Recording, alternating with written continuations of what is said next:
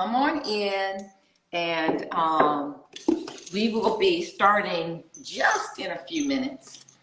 Could give people just a couple more minutes to come on in. We will be starting just in a few minutes. I have too many. I think there's an echo. I think so too. And we are right on time. How have you been? Pretty good. How about you? I've been okay. Yeah, I know. It's time for us to see each other in person. I know. We'll have to get together sometime soon. I know. Well, last time, whatever. We were doing our thing. So we'll give people a few more minutes, and then as people come on and filter in, we'll talk. We certainly aren't on long. And I'm going to tell you a little bit about Michelle, but then I want Michelle Au, who is Senator Au, a senator, the state of Georgia, and also an anesthesiologist, to tell you a little bit about herself. So come on in, join Stairwell Chronicles Live. We are going to talk about science. That's what we talk about, science all the time, the truth in science and why that is important. And so today we have as our guest, Dr. and Senator Michelle Au. She is actually a friend of mine, and we met really doing what we call GPLA, Georgia Physician Leadership Academy. And I think we were class 13, and we worked together to get our certificate for our leadership. And Michelle went on to run for Georgia State Senator. So that was really an outstanding outcome. She now is running in a different race. I'm going to let her talk about that. But Michelle is an anesthesiologist. I'm a cardiologist. And why is that important to have doctors representing you in Congress, in the Senate, in any type of legislative position, certainly coming right out of COVID? And we're still not in COVID, but we don't have to talk about that today. I'll talk about that on another stairwell. But just what we're doing in the middle of this pandemic and why is it important. So we're going to jump right into it, but I want to give Senator Au, my good friend Michelle, an opportunity just to tell us a little bit about yourself and what you're running for now and why it's important. Sure, and thank you so much, Jane, for inviting me to be your guest on Stairwell Chronicles Live. I certainly have been watching all your Stairwell Chronicles because you do such a great job of talking to people and explaining all the more complicated sort of medical and public health issues in a way that people can really understand and digest. So I'm Dr. Michelle Au. I'm a practicing physician here in Metro Atlanta. I'm an anesthesiologist, and I'm also a Georgia State Senator. I was elected in 2020. So I want to talk a little bit about why I ran in the first place, because that's actually the most common question I get, not just from constituents and voters and that type of thing, but actually from other medical people who I work with at the hospital. They're like, Michelle, why would you possibly do this? Because it feels like such a big pivot, right? Like it feels like such a different thing from our clinical jobs where we take care of patients at the bedside in the OR. So I went back to school about 10 years out from residency to get a master's degree in public health.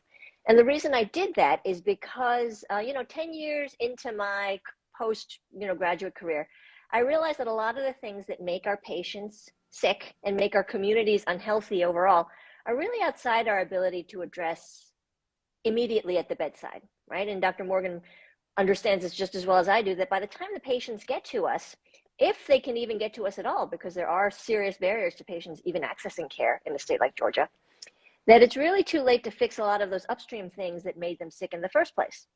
And, a lot of those things have to do with what we call in public health, the social determinants of health, right? And it's not just purely clinical things that we think about, like access to health insurance or how much your prescription drugs cost. Those are very concrete things that people think of immediately when they think of healthcare access. But larger things also have to do with how healthy a community is, including, access to quality education, economic opportunity, public safety. All these things are really part of a larger ecosystem that feed into whether a community is sick or healthier, right? So when you realize that, and when you take that sort of 30,000 in the community, absolutely. Right, absolutely, right. And so when you see that and you take that 30,000-foot view, you realize that that is the way to serve our patients upstream from at the bedside, right? And that health policy, and specifically health policy at the state legislative level, where these decisions and laws get made, is the best way to do that kind of work. So that's sort of why I ran for office in a nutshell. And we can talk about what that's been like and the type of things that you and I, Jane, have talked about in terms of the work we like to do for public health. Yeah, no, absolutely. And public health, without a healthy public, right, we can't have a healthy economy. And we've got to be able to focus on the science and be able to follow people who are steeped and educated and experienced and credentialed in science. And so, when we sort of take an offshoot of that, where do you think it all went maybe askew during this COVID pandemic, where people started to believe misinformation? People weren't really listening to doctors, maybe weren't even listening to the CDC, began to listen to others. Where do you think that went astray, and how could you help to fix that? Be a part of the solution as to where people get information, how they get it, and how they recognize whether it's really the truth, the valuable information that's coming directly from data that has nothing to do with any political party. Scientists work based on data and information. And that's the truth of science. And so what would you say to that, Michelle? Yeah, I've thought a lot about this, about how communication about COVID and how different people's perception of response to COVID kind of got off the rails.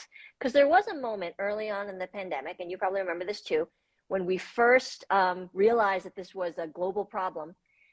And I think people were more united or more open to sort of following the science and following the data at that time, right? This was early, I'm talking like March of 2020, when things really started coming down here in Georgia. That kind of went sideways after a period of time. And I wonder if some of it is that people need to be communicated to in a way that lets them understand about the scientific process and how we approach novel problems, right? We have to remember that we have never in the history of this planet dealt with a pandemic like COVID before. We've certainly had analogous types of pandemics and things like that, but this was entirely new, and we were learning on the job, right? Like we were learning in real time. What is this virus? What's it caused by? What is, like the disease course? What treats it? What works? What doesn't, right? Mm-hmm. So people watching that scientific process and seeing some of the things like, we're going to try this doesn't work. Let's try this doesn't work, can sometimes digest and interpret that to feel, and I've heard this from some patients, like, you guys don't even know what you're doing. Like, how can you not know this, right? Because people want black and white answers. They want assurances that like these are the absolutes, right? But science isn't like that, right? Science is a process of interrogating your assumptions and finding the best way to do things, even if it's not the way that you originally tried to do it. So that questioning and that going back and being willing to be uncertain, to us, is very natural, right? Because when you're trained in the scientific process, that's literally what we do, is we question assumptions. But from the outside, if you're not explaining it well, can feel like haphazard, and it leads to the erosion of trust in systems, which is what I think we saw a lot of. Right. Yeah, absolutely. And not only did we see a lot of that, we saw a lot of the consequences of it, the most dire of which was death. Right? We've had really unnecessary death, certainly since the vaccines were available, because by then there was such an anti-science lobby, an anti-vaccine lobby, and I would even go so far as to say the anti-science lobby is a national threat. Imagine if we ended up with some type of viral warfare or some type of disease process that was spreading rapidly, and that our survival depended on public health measures. And public health measures actually mean that people as a collective buy in and move forward together to ensure that everyone benefits and everyone survives. Not only did we not see that during this pandemic, there has been quite a bit of pandemonium and quite a bit of undermining of the authority and the knowledge of science. And it's one of the reasons that I wanted Senator All on, because we saw a lot of this from legislatures. We saw a lot of this from famous people who had big platforms, none of whom had any science backgrounds. So it's important to have people like Dr. Al representing you, who not only represents you as your representative of your area and of your views, but also can represent the science and represent you as a patient.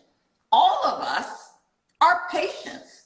We're somebody's patient. And we want to have the absolute best care afforded to us. And to have somebody in leadership who's also a physician is incredibly valuable and also rare. And so we want to understand why that is so important, because this is a person who literally can protect you and can save you if you choose to listen. And we've seen so many people listen to other things. What would you say to that, Michelle? I will say you're spot on. And one of the reasons I did decide to run for office, as opposed to applying that public health degree to many of the other things that people do with a public health degree, is that in watching the doings of the legislature and the Georgia State Legislature, particularly in the 2019 session, I realized, first of all, that I'll just say that the 2019 session was the year, among other things, that we passed the 6-week abortion ban here in Georgia, right?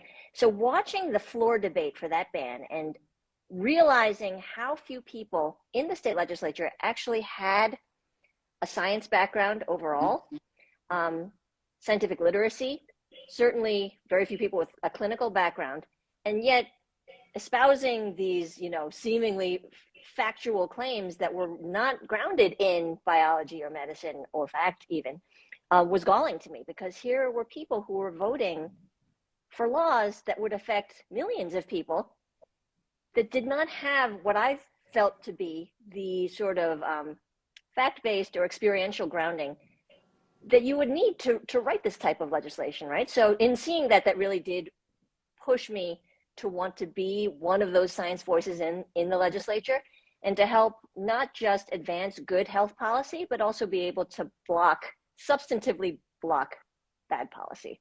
And that's what I view as my role. And the patient-doctor relationship is sacrosanct. And to allow politics to be in between that relationship of the patient and the physician, we have to begin to understand what it means when we are voting for doctors to be in office, doctors who understand all of us as patients, who understand the importance of that relationship between the doctor and the patient. That is a relationship of trust. That is a relationship that actually has some protections as well. And now we can move into what Dr. Al is speaking of is, we can have legislation, any type of legislation passed by legislators with no science background whatsoever. And the downstream effect of that is it interferes with the doctor-patient relationship. Therefore, it interferes with how you can manage your health. And so these are some of the offshoots. And, and certainly, Dr. Al, you're welcome to speak on this. We do have other doctors. We have doctors in office. They are rare. And that's why I want to make certain that I give Senator Al a chance to come on so we can understand how important it is. But there are some other doctors. Dr. Oz is one, probably the most famous one, who's running for something. And I think I'll let Dr. Al speak, but I think he's a great example of a doctor who has strayed from the scientific method. And so we've got to be able to be discerning about that as well. It's interesting that you bring up Dr. Oz, because I trained as a medical student and as a resident in anesthesiology at Columbia University Medical Center, which is where Dr. Oz was practicing when he was seeing patients. So when I was an anesthesia resident, I actually worked with him several times in the heart ORs, doing cases together, taking care of patients together. And I will say, to his credit, that he was a good surgeon at the time that he was practicing. But I think that you're absolutely right, Jane, in that we bring a responsibility when we, as physicians in particular, take on these roles. And I would assume that Dr. Oz also sees this as his role of being sort of subject matter experts, right? Mm-hmm. And speaking to issues in a way that we are saying that we understand these issues intimately, that we have academic understanding of them and clinical experience and these types of things, that comes with the responsibility because people listen to us differently. And also doctors have a type of trust, right? We keep talking about this word trust, Right. that politicians don't always have, right? People tend to be very distrustful of politicians, like ask me how I know, right? But people still trust doctors and nurses and medical professionals still, right? So we have to use that trust wisely and respectfully, right?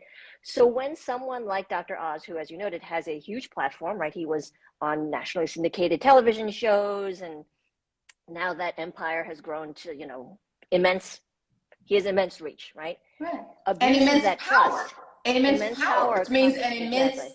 an immense audience that will view information coming from there in a certain light. Right. So it's you have to use that power responsibly. And I personally, as many people probably would, including many of my colleagues at Columbia University who have essentially, quietly written him off their faculty roles, to present accurate information as a physician to your patients. And your patients is everyone, right? He calls himself America's doctor, right? So you cannot be espousing false disinformation, misinformation, bad health information to people when you have this type of platform and this type of trust, because it harms people, right? And it's a very insidious type of harm in that you're taking advantage of people's trust in you and in your position. That's right. And then people like Michelle and I, with maybe not as big of a reach, right? I'll just say, maybe I don't have the reach of Dr. Oz. I'm not sure, but I'll check. But let's just say that I don't. But I am espousing actual information as it's being published in peer-reviewed journals. I'm not creating the information. I'm simply explaining the information that has come about.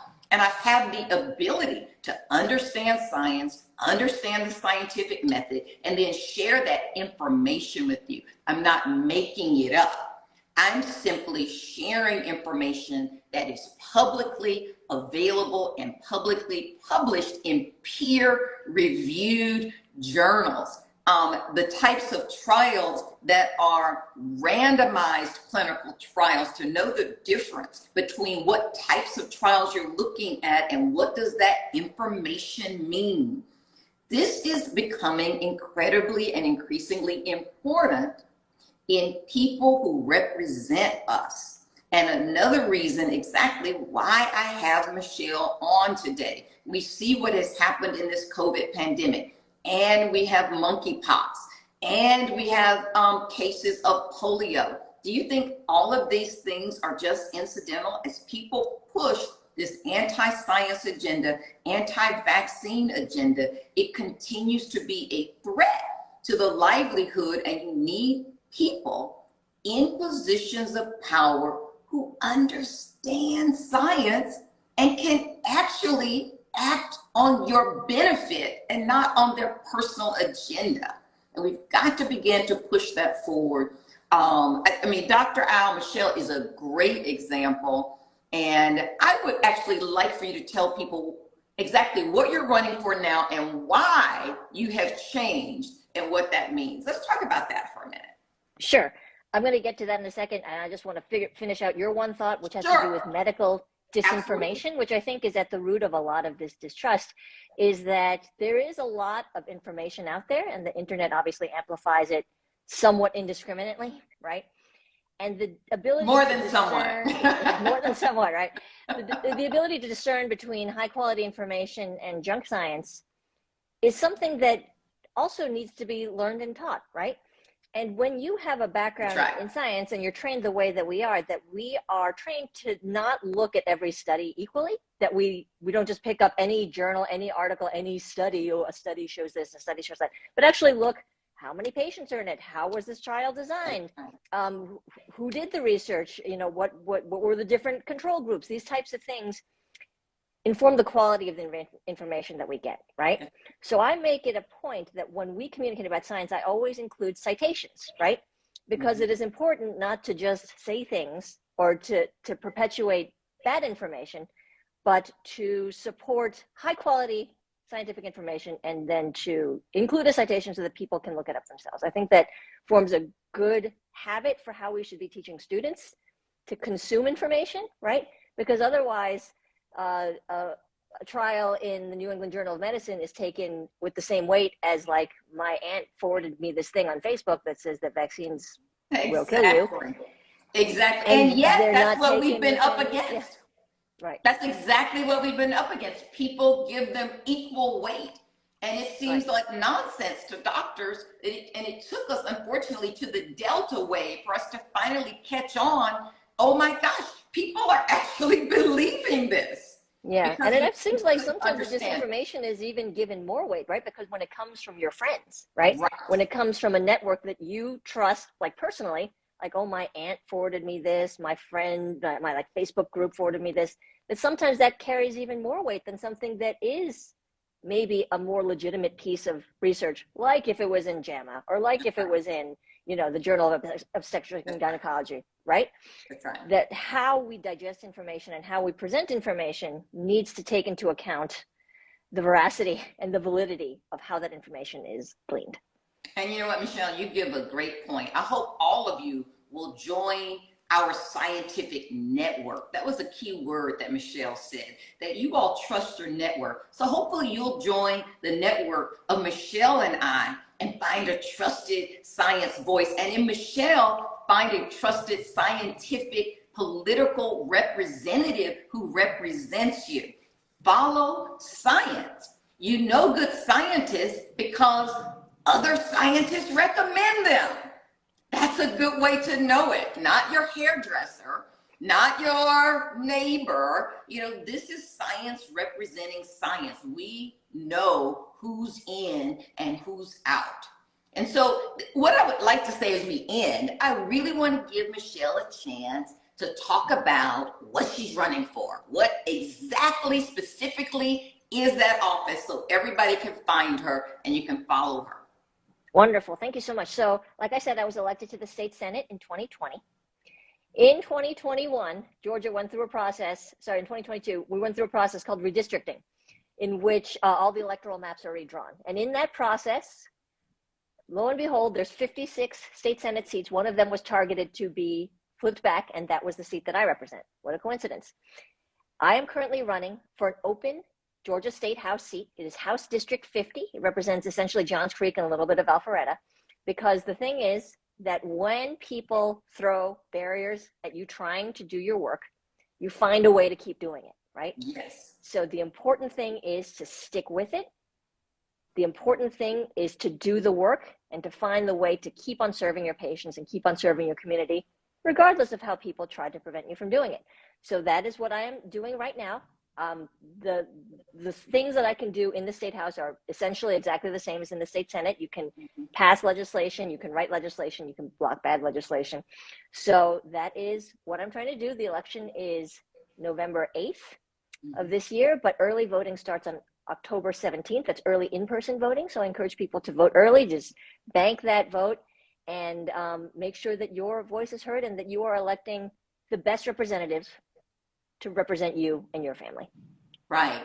Elect doctors and scientists who can represent you in case we have another pandemic. That is not so far-fetched as we see polio cases, as we see monkeypox, which is a disease that's been in Africa for many, many decades. And yet we saw it take hold in Europe and the United States in places historically where we have never seen it before. So understand how the world is changing, how the human body can be used by viruses as part of its life cycle, and that you don't get distracted by other platforms of people with no scientific education whatsoever.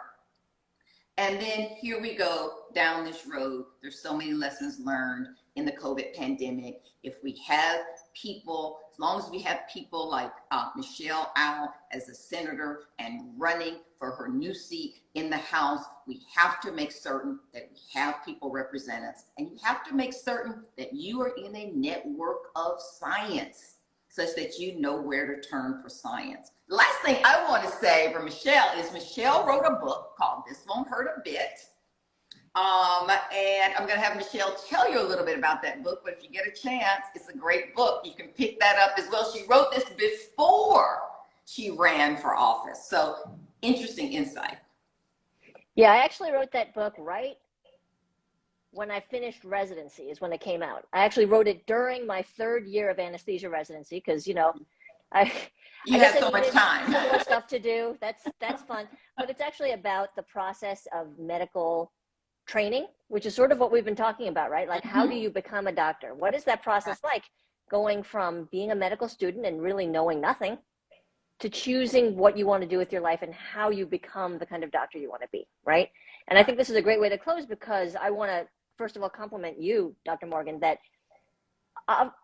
the thing to remember overall is that medicine is a vocation and it's public service at heart, right? We are here to serve our communities and serve our patients any way that we know how. And we go through, you know, sometimes several decades of training in order to do that, to provide the best type of service that we can. So I'm very proud of what you've done in terms of how you bring in your expertise and are able to translate and explain so many complex concepts in a way that's very easy for people to understand and to cut through a lot of this noise that we've been talking about, the disinformation, the misinformation, so that people can live healthier lives and not be sidelined by unnecessary illness, right? Thank you. So we're in the Mutual Admiration Club. So I will just thank everybody for coming today. Michelle's campaign is OW for Georgia. AU is her last name, the number 4, and then Georgia, GA. OW for Georgia. Follow her on Instagram. You know, look her up. You know, on the intranet, and make certain that you understand the importance of having doctors represent you such that they can vote and represent on matters that affect your health, can affect whether you live or die, and they understand them. And hopefully, and Dr. Al is one of these, they have your best interest at heart, the interest of all patients, and we are all patients. And that's the interest that they have at heart, all of us. And so we can all work in different ways. So I want to thank you so much, Michelle, for coming today. It was awesome. Thank you for having me. It's nice to see you. Thank you, everyone, for joining us. All right. We'll see you later. Bye. See ya. Bye.